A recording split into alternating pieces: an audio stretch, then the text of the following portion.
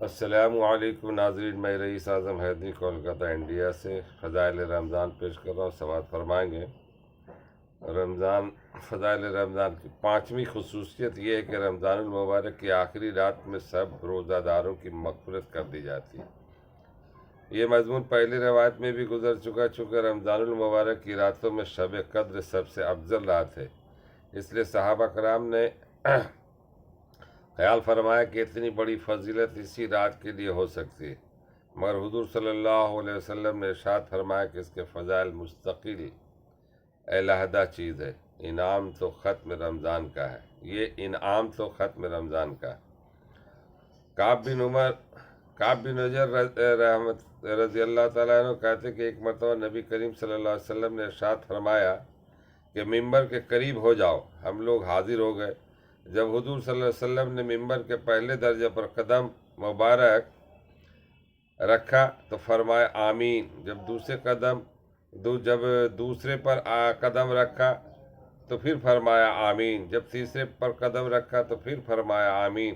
جب آپ خطبہ سے فارغ ہو کر نیچے اترے تو ہم نے عرض کیا کہ ہم نے آج آپ سے ممبر چڑھتے ہوئے ایسی بات سنی جو پہلے کبھی نہیں سنی تھی۔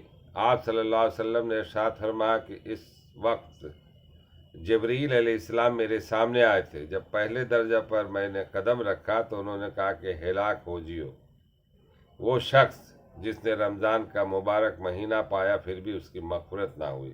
میں نے کہا آمین۔ پر جب دوسرے درجہ پر چڑھا تو انہوں نے کہا ہلاک ہو جیو وہ شخص جس کے سامنے آپ کا ذکر مبارک ہو اور وہ درود نہ بھیجے۔ میں نے کہا آمین۔ جب میں تیسرے درجے پر چڑھا تو انہوں نے کہا کہ ہلاک ہو جائیو وہ شخص جس کے سامنے والدین یا ان میں سے کوئی ایک بڑھاپے کو پائیں اور اس کو جنت میں داخل نہ کرائیں۔ میں نے کہا آمین۔ فائدہ: اس حدیث میں حضرت جبرائیل علیہ السلام نے 3 بد دعائیں دی ہیں اور حضور اقدس صلی اللہ علیہ وسلم نے ان تینوں پر آمین فرمائی۔ اول تو جبرائیل علیہ السلام جیسے مقرب فرشتے کی بد دعا ہی کیا کم تھی، اور پھر حضور اقدس صلی اللہ علیہ وسلم کی آمین نے تو جتنی سخت بد دعا بنا دی۔ وہ ظاہر ہے اللہ ہی اپنے فضل سے ہم لوگوں کو ان تینوں چیزوں سے محفوظ بچنے کی توفیق عطا فرمائے اور ان برائیوں سے محفوظ رکھے، ورنہ ہلاکت میں کیا تردد ہے۔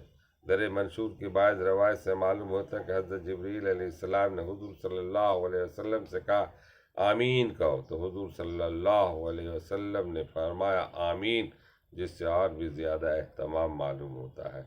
اللہ تعالی ہم لوگوں کو پڑھنے اور سننے سے زیادہ عمل کرنے کی توفیق عطا فرمائے۔ وما علینا الا البلاغ۔ میں رئیس اعظم حیدری اس ویڈیو کو دور دور تک پھیلائیں، یہ بھی ایک صدقہ جاریہ ہے۔